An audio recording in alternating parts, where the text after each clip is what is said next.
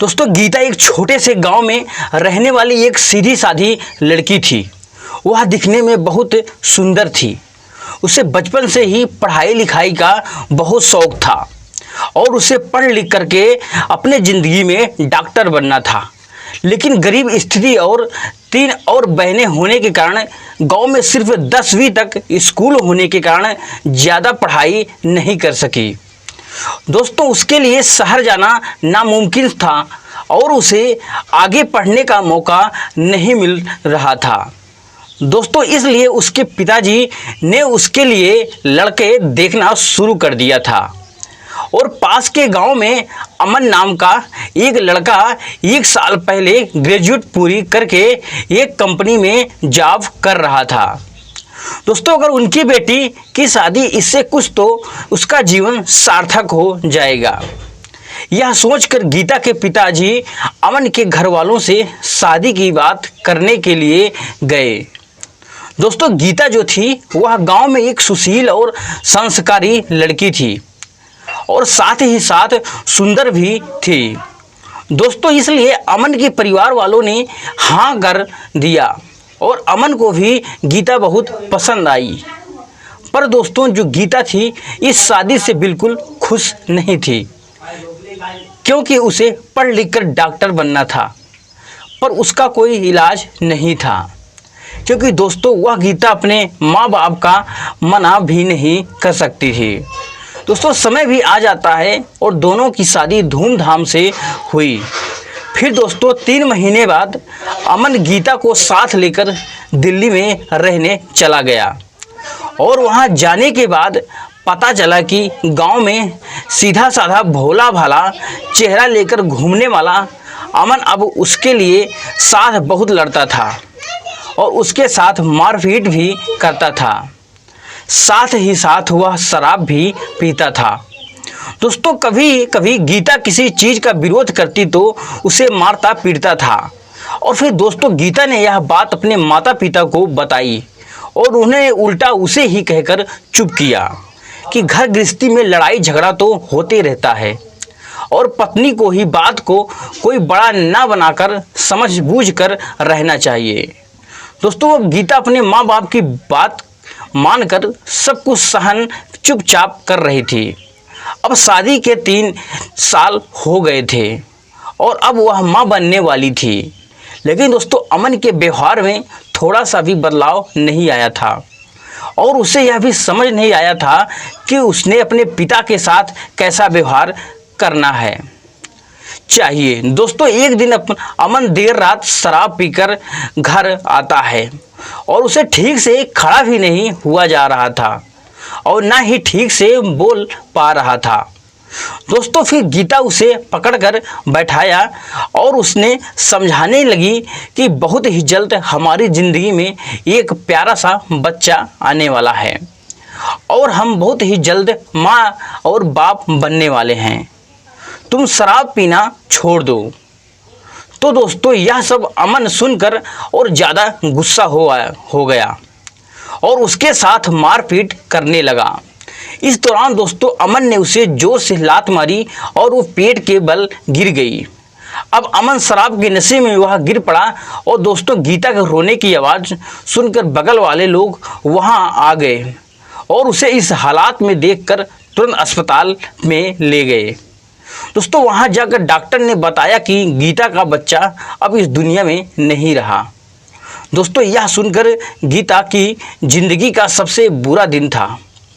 और दोस्तों दूसरे दिन अमन अस्पताल आया और अपनी पत्नी गीता से कहने लगा कि यह सब तुम्हारी वजह से हुआ है और तुम मुझे कुछ ना कहती और ना ही मैं तुम पर हाथ उठाता और वहाँ से बिल्कुल चुपचाप चला जाता। दोस्तों अब लेकिन गीता ने फैसला किया कि अब मुझे इस आदमी के साथ यानी अमन पति के साथ नहीं रहना है और उस दिन से उसने मन ही मन बना लिया था कि ना तो अब यह सब सहन करेगी और ना ही वह लौट करके अपने माँ बाप के पास जाएगी। और दोस्तों फिर वह गीता अस्पताल से चली जाती है। फिर अमन को अस्पताल से फ़ोन आता है फिर दोस्तों अमन अस्पताल पूछताछ करता है और आसपास देखता है और गांव में फ़ोन करके पूछताछ करता है, पर गीता का कोई पता नहीं चला। दोस्तों कुछ दिन में दोस्तों अमन उसका पति यहाँ तक भूल गया था कि मेरी शादी हुई है और मेरी बीवी भी है। दोस्तों अमन बिल्कुल अपने जीवन में व्यस्त हो गया और शराब के नशे में पूरी तरह से डूब गया था। दोस्तों इस बात को करीब 5 से 6 साल बीत गए थे और अमन अपनी बीवी के गीता के साथ उसने बहुत ही बुरा व्यवहार किया था। दोस्तों यह बात सब तरह फैल गई थी, इसलिए अब उसकी दूसरी शादी भी नहीं हो पा रही थी। दोस्तों एक दिन अमन के ऑफिस में बड़ी दौड़ भाग चालू थी। अमन अपने दोस्तों से पूछता है कि आज कुछ ऑफिस में क्या आज उसका दोस्त कुछ नया है। दोस्तों उसका फिर दोस्त बताता है कि आज कंपनी में एक नई मैडम बॉस के रूप में ज्वाइन होने वाली हैं। दोस्तों अमन इतना सुन करके वह अपना बाल और कपड़े सही करता है और अपने जगह बैठ जाता है। वो सोचने लगता है अमन कि नई बॉस अपने काम से अच्छा इंप्रेशन डालने की कोशिश करूँगा। इतने में दोस्तों गाड़ी की आवाज़ आती है और सभी लोग अपनी जगह पर खड़े हो जाते हैं और जब गाड़ी का दरवाज़ा खुलता है तो सामने वाले वो औरत को देख करके अमन के होश उड़ जाते हैं, माना कि उसके पैरों के तले जैसे ज़मीन खिसक गई हो, क्योंकि दोस्तों वह कोई और नहीं बल्कि गीता ही होती है। दोस्तों अमन गीता को इस अवस्था में इस वेशभूषा में देखकर वह हक्का बक्का रह जाता है, क्योंकि दोस्तों 6 साल पहले जो औरत उसकी पत्नी थी आज वह उसकी सीनियर ऑफिसर होने के साथ साथ कंपनी की CEO भी है। दोस्तों फिर अमन और बाकी के सभी लोग गीता को नमस्ते करते हैं और अमन फिर अपने केबिन में दोस्तों चला जाता है और उसकी नज़र अब गीता से हट ही नहीं रही थी। वह अपने साथी से पूछता है कि कौन है यह मैडम। अरे यह गीता मैडम हैं, अपने कंपनी की नई CEO हैं। दोस्तों अमन यह सुन रहा था जैसे वह कोई सपना देख रहा हो, पर यह सच था। अमन उसके सामने जाने की हिम्मत नहीं हो रही थी और गीता अगर अपना बदला लेना चाहा और मैंने उसके साथ जो कुछ किया है और उसकी सज़ा देना चाहा, गीता ने फिर मुझे काम पर से निकाल दिया, तो यह सब सोचकर अमन अंदर ही अंदर डरा जा रहा था। दोस्तों फिर गीता एक एक करके सभी को अपने केबिन में बुला रही थी और उनके बारे में पूछ रही थी। दोस्तों अमन का दोस्त बाहर आता है और कहता है कि अमन मैडम ने आपको अंदर बुलाया है, लेकिन दोस्तों अमन जाने से अंदर मना कर देता है और फिर इस पर उसके दोस्त कहता है कि अगर तुम अंदर नहीं गए तो मैडम हो सकता है तुम्हें काम पर से निकाल सकती है। फिर दोस्तों अमन नौकरी जाने की डर से वह गर्दन नीचे करके केबिन में चुपचाप अंदर आ जाता है और गीता उससे उसका नाम पूछती है तो वह कहता है कि आपको पता नहीं है मेरा नाम क्या है। दोस्तों फिर गीता इस पर कहती है कि मुझे सब पता है, तुम्हारा नाम भी और तुमने मेरी ज़िंदगी में जो कुछ किया है। दोस्तों वह अमन बिल्कुल डर जाता है और गीता के पैर जाकर पकड़ लेता है और कहता है कि मुझे गीता माफ़ कर दो, मैंने बहुत गलत किया तुम्हारे साथ। मैंने तो ऐसा गुनाह किया है जिसकी शायद कभी माफ़ी भी नहीं मिल सकती।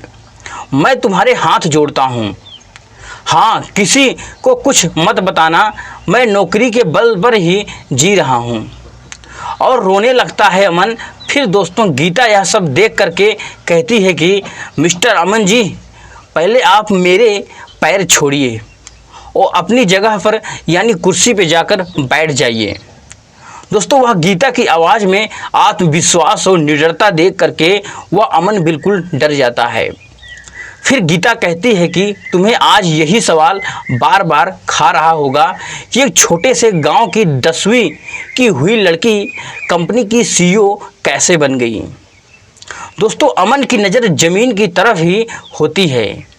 दोस्तों फिर गीता कहती है कि जिस दिन तुम मुझे अस्पताल में छोड़कर चले आ गए और कहा कि यह सब मेरी वजह से हुआ था, तो उस दिन मैंने मन ही मन ठान लिया था ना तो मैं तुम्हारे पास जाऊंगी और ना ही अपने माँ बाप के पास मैके जाऊंगी, क्योंकि उन्होंने भी मेरे साथ नहीं दिया था और अपनी सहेली, जो मेरी सहेली नोएडा में रहती है, उसके पास में चली गई और फिर वहीं से आगे की पढ़ाई पूरी की और सोचा कि अगर दुनिया को अपनी कीमत दिखानी है तो जीवन में कामयाब बनना पड़ेगा, तभी इस दुनिया को पता चलेगा और सही मायने में पुरुषों को पता चलेगा कि औरत क्या होती है और क्या कर सकती है और उसके साथ कैसा व्यवहार करना चाहिए।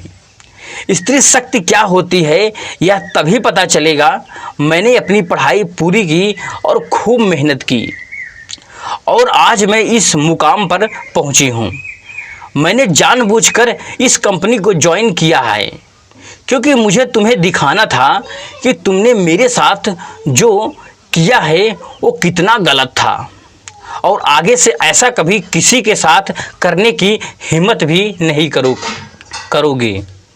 दोस्तों, अमन मात्र गर्दन नीचे करे और सब कुछ शांति से सुन रहा था और उसकी आंखों में आंसू थे। दोस्तों, उसे गीता की तरफ देखना था पर उसकी हिम्मत तक नहीं हो रही थी कि गीता की देख सके। दोस्तों, गीता फिर आगे बोली, समझ आ गया मैंने जो कुछ कहा तुम्हें अमन। अब आप चुपचाप बाहर जाओ और अपना काम करो और यह बात हमेशा ध्यान रखना कि मैं तुम्हारी पत्नी नहीं और हम दोनों में कोई रिश्ता नहीं। जल्द ही मैं तुमसे कानून तौर पर अलग हो जाऊंगी और इसलिए ऑफिस में कोई पर्सनल बात नहीं, अब सब साफ है। और फिर दोस्तों, अमन गर्दन हिलाकर सीधे केबिन से बाहर आ जाता है और फिर अमन एक कोने में जाकर दोस्तों बिल्कुल रोने लगता है। दोस्तों, गीता को इस बात से तसल्ली हो गई थी कि उसने जो सपना देखा, जो उसने ठाना, वो आज पूरा हो गया। तो दोस्तों, इस कहानी से जो भी आपको सीखने को मिला है कमेंट बॉक्स और सेक्शन में जाकर ज़रूर बताएं। बाकी दोस्त, मिलते हैं किसी नेक्स्ट वीडियो में एक नए टॉपिक के साथ। तब तक